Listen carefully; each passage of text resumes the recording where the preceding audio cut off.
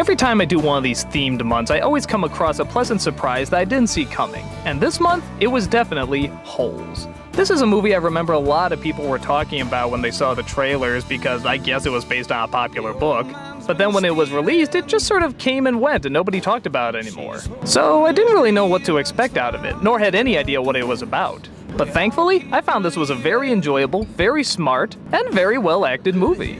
Okay, what's the premise? A kid played by Shia LaBeouf is arrested because he apparently stole some shoes, though really it just dropped on his head. The shoes apparently belong to a sports star who is auctioning it off for charity, which gives the crime a much bigger sentence. He's given a choice. He can either do prison or this special kind of camp where they do nothing but dig holes, and apparently that's supposed to work on their, I don't know, teamwork or something. It's not quite sure why they're digging the holes. I mean, okay, let me put it this way. It's obvious these people that they clearly establish as the bad guys are doing it for some reason, but why anyone is actually going along with it is a bit of a puzzle, and yeah, I could even argue a bit of the problem with the movie. But if you can see past that, and I'll totally understand if somebody can't, there's a lot of colorful characters you get to know. It's funny because after watching The Princess Diaries and hearing kids so not talk the way that kids talk, it's nice to see a film that actually came much closer. At least in terms of a Disney film. You know these kids aren't gonna drop the F-bomb or say any swear words, but the way they deliver these lines is actually pretty convincing.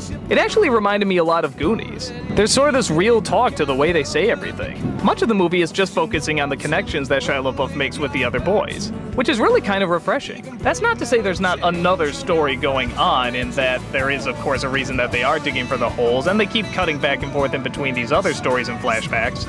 But the focus is still the relationship with all the other boys. So if the acting and the writing with them is not done very well, this could easily fall apart. But it is done very well, and for the most part, is pretty convincing. Without giving too much away, there are cutaways to another story about their past, and this kind of curse that started with LaBeouf's family also connecting to an outlaw, and it's actually one of the few times where the flashbacks and the present story they're telling both work and are both very enjoyable. Whenever it cuts away, I never think to myself, oh, we have to go back to that story. No, I'm actually looking forward to it. I'm looking forward to what happens in every single one that they cut to. And that's very rare. There usually is one that I prefer more than the other, but here, it's perfectly balanced. That's Jon Voight, Tim Blake Nelson, and Sigourney Weaver as the people who run the place, and they hit just the right amount of over the top. Not quite laughably bad, but just enough to be kind of intimidating and kind of silly. They hit just the right mark. If I did have a problem with the movie, I would say that the editing maybe isn't that hot.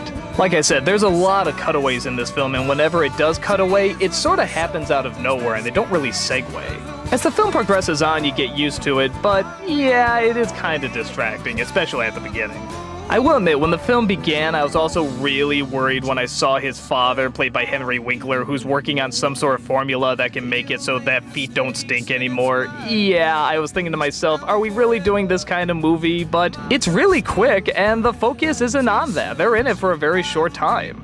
There'd usually be a lot more supernatural elements or a lot more action, but even the climax of the movie is not really that big. It's actually pretty subdued. But that's the perfect kind of tone the movie is going for, and it really, really works. All these actors, particularly the boys, do a great job, and I have no problem believing them whatsoever. And the backstories, like I said, are wonderful too. So yeah, I can't really find that much to dislike about this movie. It's no great big grand epic, but it is a really legit good film. If you got the time, check it out. There's a lot of good things to dig up.